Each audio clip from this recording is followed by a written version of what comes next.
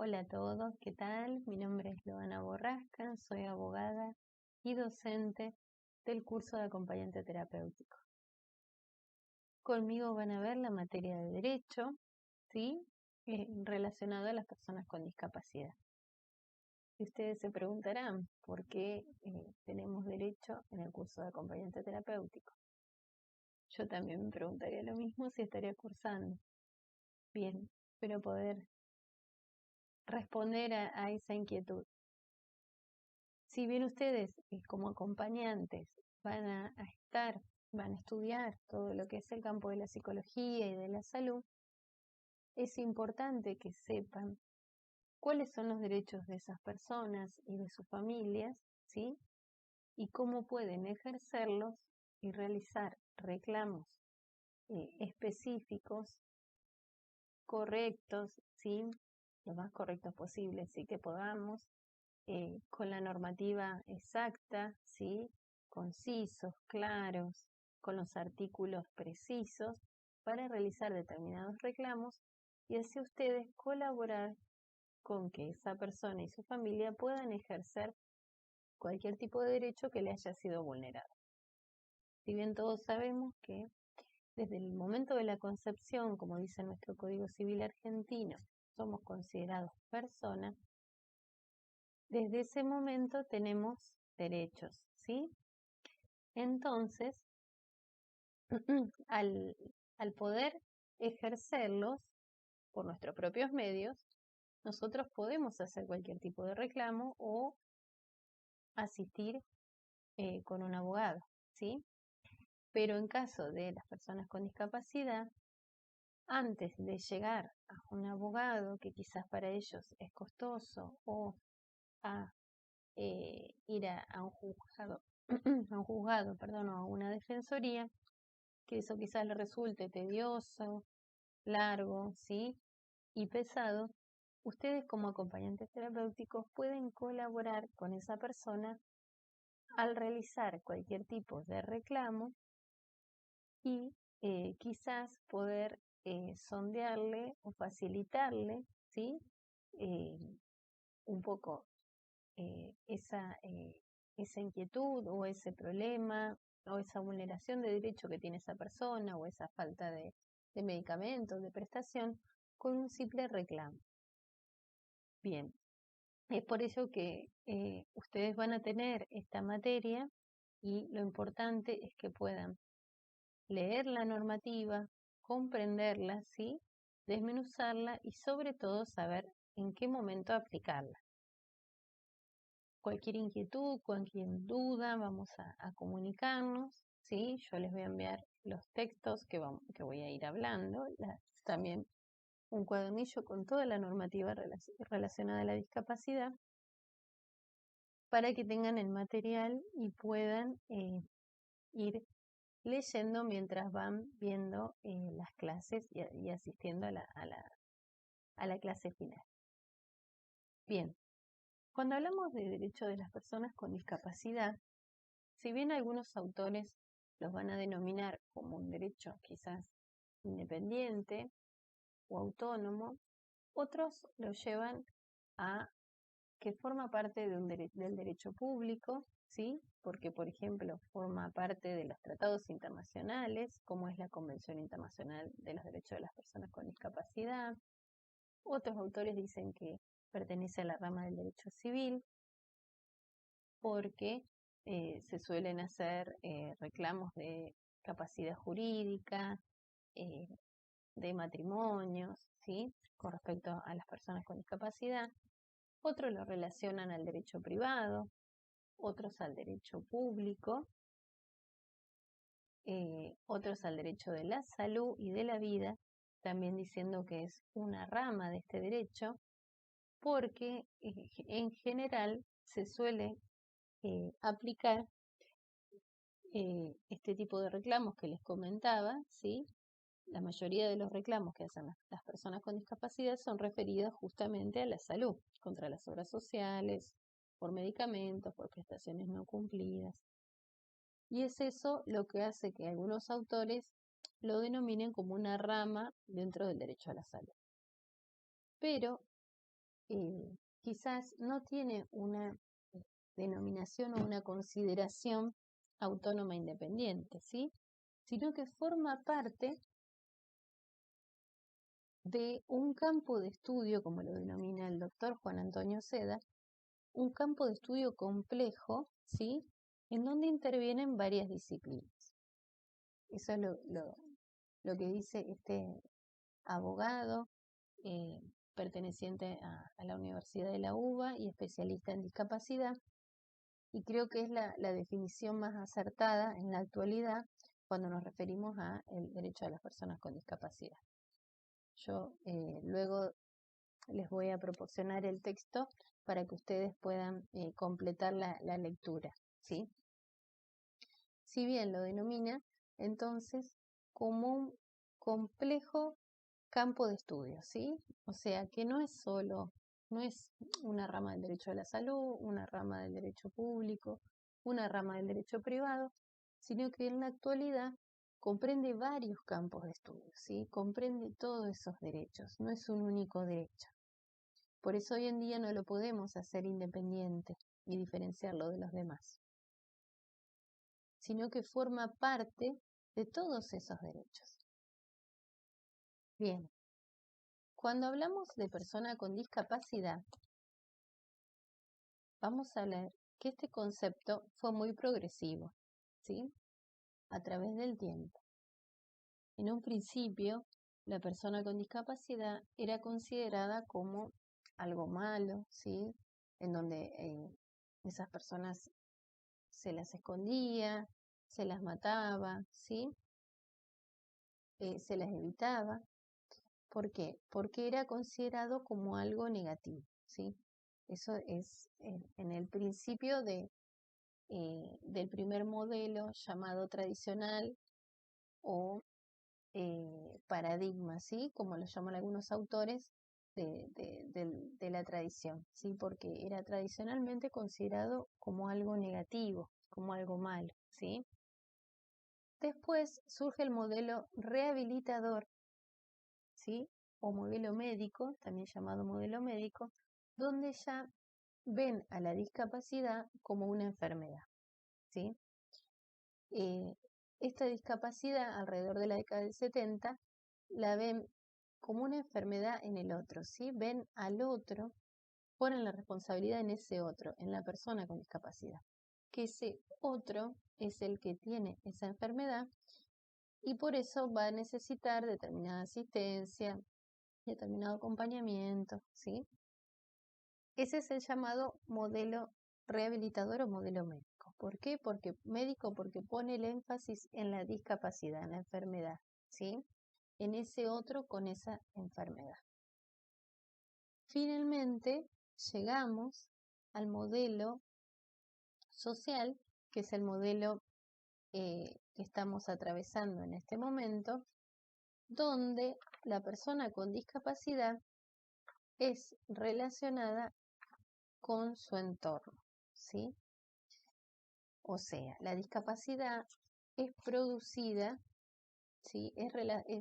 Sí, si bien la persona la padece y lo tiene alrededor eh, de, de este modelo, lo que se ve es que se estudia la discapacidad y el entorno social, ¿sí? Yo soy una persona con discapacidad, pero por las limitaciones también que me pone en mi propio entorno, ¿está? Esos son los diferentes modelos que un autor denominado Ramón Puig utiliza para explicar la mirada social de la discapacidad. Bien, todo esto lo vamos a ir viendo también, la progresión y este proceso, a través de las normas. Ustedes van a encontrar normas donde se las va a denominar a las personas con discapacidad como discapacitados, ¿sí? Y a través del tiempo se fueron reformando hasta que después se las denominaba, ¿se acuerdan? Personas especiales o personas con capacidades diferentes, ¿sí? y en la actualidad se las denomina, el uso correcto de la palabra es persona con discapacidad, ¿sí? Ni persona con capacidad diferente, ni persona especial, sino que es persona con discapacidad. Esa sería lo primero e importante que quiero que ustedes les quede de esta clase y que sepan, ¿sí? La denominación correcta de las personas con discapacidad.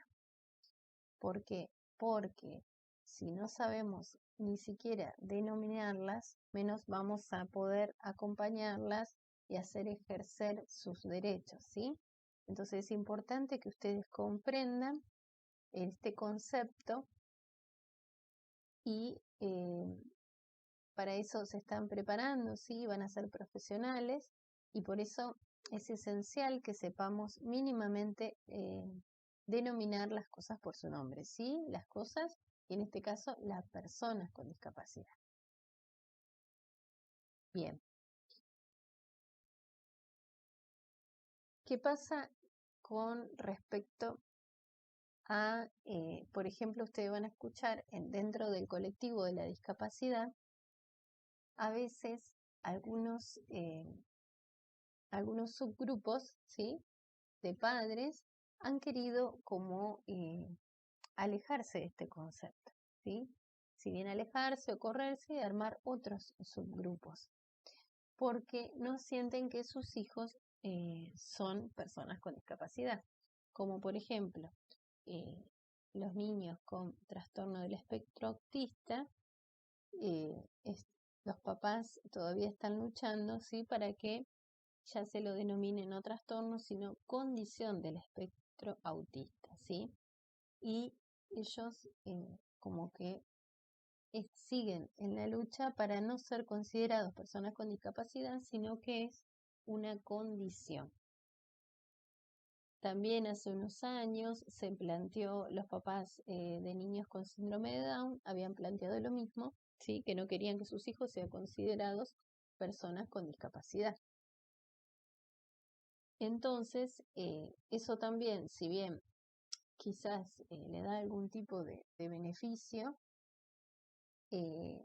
a veces también puede tener algún tipo de limitación, porque ustedes saben que al ser considerado persona con discapacidad, por ejemplo, van a tener derecho al CUD, Certificado Único de Discapacidad. Entonces, si yo no soy considerado una persona con discapacidad, no puedo después exigir el CUD, exigir determinada obra social, exigir determinados beneficios, ¿sí? De pensión, de jubilación, de así sea de tránsito, de estacionamiento, ¿sí?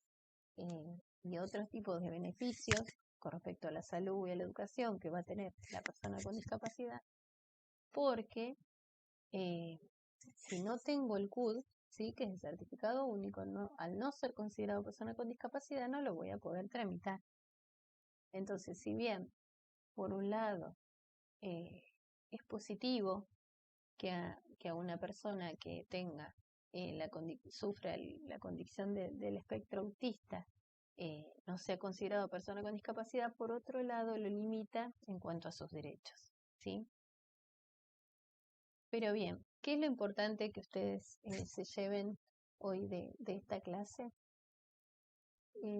Que cuando hablamos de personas con discapacidad, vamos a incluir a todos los tipos de discapacidad, ¿sí? Ya sea mental, cognitiva, motriz.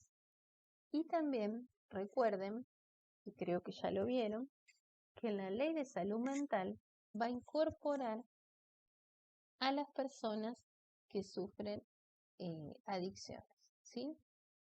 Entonces, eh, cuando hablamos de personas con discapacidad, vamos a incluir todos los tipos de discapacidades y también lo vamos a relacionar con la ley de salud mental, que lo vamos a dar clases en 2 o 3 clases más, donde enumera específicamente a quién considera, ¿sí? A quién integra esa ley y habla de las personas con trastornos mentales y también las personas que padecen el consumo problemático, ¿sí?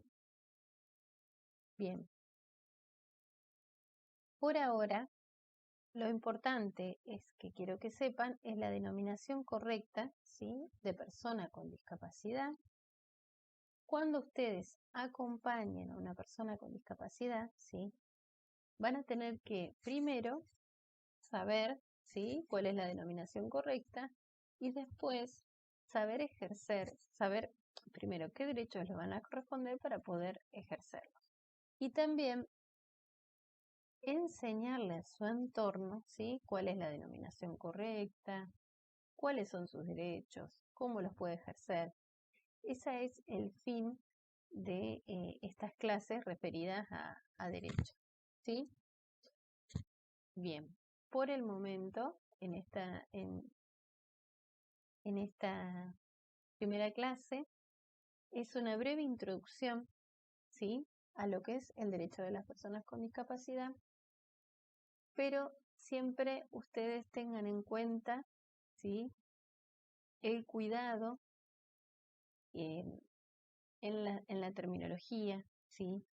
La simplicidad de los términos, ser claros, ser concisos al momento de realizar algún tipo de reclamo, leer bien las normas, porque los párrafos de cada artículo que vamos a ir dando, lo vamos a desmenuzar para que lo podamos interpretar y después ver dónde lo podemos aplicar.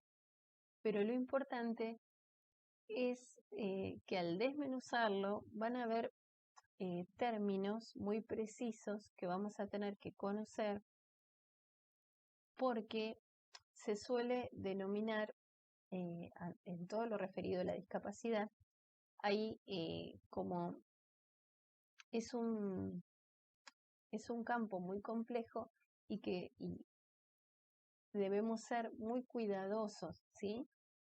Con palabras muy precisas y lo más exactas posibles para referirnos a este colectivo. Cuando hablo de colectivo, hablo de las personas con discapacidad, ¿sí? Porque podemos herir susceptibilidades, ¿sí? Tanto de esa persona como de la familia y de su entorno. Entonces, por eso es importante que en un primer momento sepan cómo denominarlos, sepan que existe una ley, que ahora a continuación la vamos a ver, donde habla de la denominación correcta, ¿sí? Sepan que quizás este concepto hoy se las denomina así, pero con el transcurso de los años puede ser que se cambie la denominación, como cambió del modelo, como les explicaba, tradicional al modelo médico rehabilitador y al modelo social. Podemos seguir evolucionando como sociedad y cambiando también con respecto a los conceptos, ¿sí? Y a la forma de denominación de las personas con discapacidad.